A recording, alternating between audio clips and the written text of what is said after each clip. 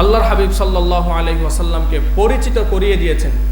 পাশাপাশি এই পরিচিতি শুধু পরিচিতিতে সীমাবদ্ধ ছিল না, আল্লাহ থেকে আর রাসূলুল্লাহ সাল্লাল্লাহু আলাইহি ওয়াসাল্লাম মাখলুক হয়ে, সৃষ্টি হয়ে গোটা সৃষ্টি জগতের বাদশাহী আল্লাহর হাবিব সাল্লাল্লাহু আলাইহি ওয়াসাল্লামকে আল্লাহ দিয়ে দিয়েছেন। আল্লাহর হাবিব সাল্লাল্লাহু আলাইহি ওয়াসাল্লামকে আল্লাহ দিয়ে দিয়েছেন। কিভাবে দিয়েছেন? আল্লাহ পাক রব্বুল আলামিন কুরআনুল কারীমে বলেছেন, মাইয়ুতি'র রাসূলা ফাকাদ আতা আল্লাহ।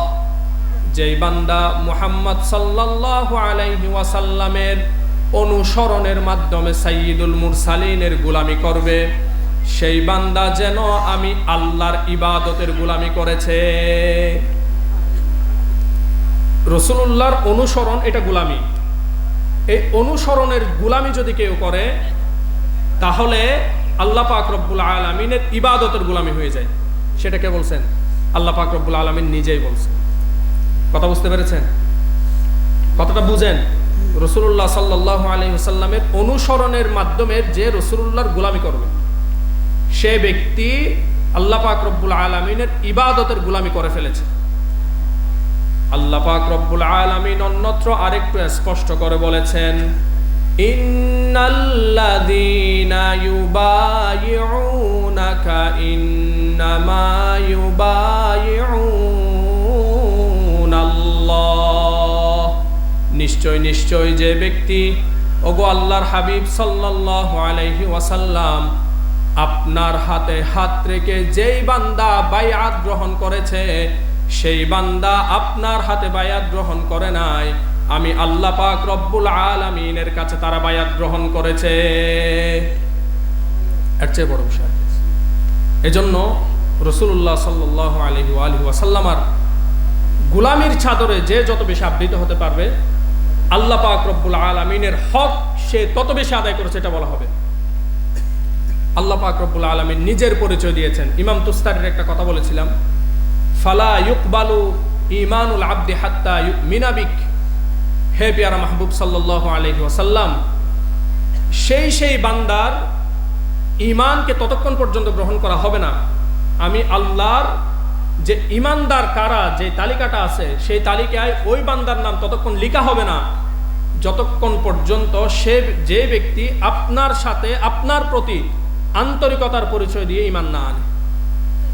রাসূলুল্লাহর প্রতি আন্তরিকতার পরিচয় দিয়ে ঈমান আনতে, না হয় তার জন্য কি নাই, সে সবকিছু বিশ্বাস করে কিন্তু রাসূলুল্লাহর প্রতি আন্তরিকতার সাথে ঈমান আনে নাই। আন্তরিকতার সাথে ঈমান বলতে কি বুঝেন? একটা বলি, ফাতোয়া বাজ্জাজিয়াত আসছে, কেউ যদি মদিনা মুনাওয়ারায় যায়, মদিনা মুনাওয়ারা আছে না, আল্লাহ সবাইকে জিয়ারত নসিব করেন।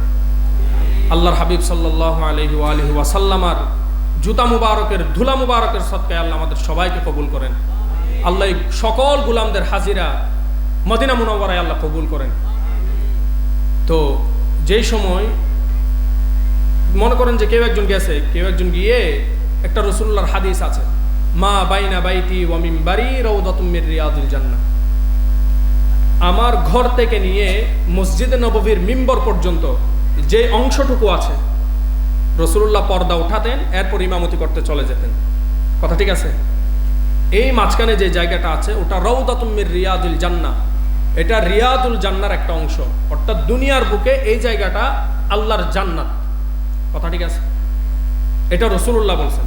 এটা কে বলছেন? কথাটা বুঝতেছেন? একটা জায়গা আছে, এই জায়গাকে আল্লাহ কি বলছেন? আল্লাহর হাবিব জান্নাত বলছেন। এখন কেউ যদি সেই মদিনা মুনাওয়ারায় গিয়ে বলে, কুন্না নারল মিম্বার ওয়ার রৌদা ওয়ালা কুন্না নারল বাইতা ওয়াল মিম্বার ওয়ালা নারল রৌদা ফাকাদ কাফার। কেউ একজন গিয়ে বলতেছে যে এখানে তো মিম্বর দেখা যাচ্ছে, আবার এদিকে পিয়ারা মাহবুব সাল্লাল্লাহু আলাইহি ওয়াসাল্লামার ঘর দেখা যাচ্ছে, কিন্তু মাঝখানে তো আমি কোনো জান্নাত দেখতে পাইতেছি না।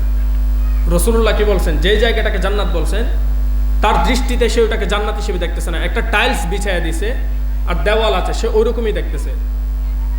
তো ফাতোয়া বাজ্জাজিয়াতে ফাতোয়া দেওয়া হয়েছে ফাকাদ কাফার, সে ব্যক্তি কুফরি করছে। কেন কুফরি করছে? সাইয়্যিদুল মুরসালিন বলে দিয়েছেন যে এটা জান্নাত, এর উপর আর কোনো কথা নাই। এর উপরে কি নাই? কথা নাই। রাসূলুল্লাহর কথাকে আন্তরিকতার সাথে মেনে নিয়ে ঈমান আনয়ন করা, এটাই প্রকৃত মুমিনের কাজ। কথাটা বুঝতে পেরেছেন?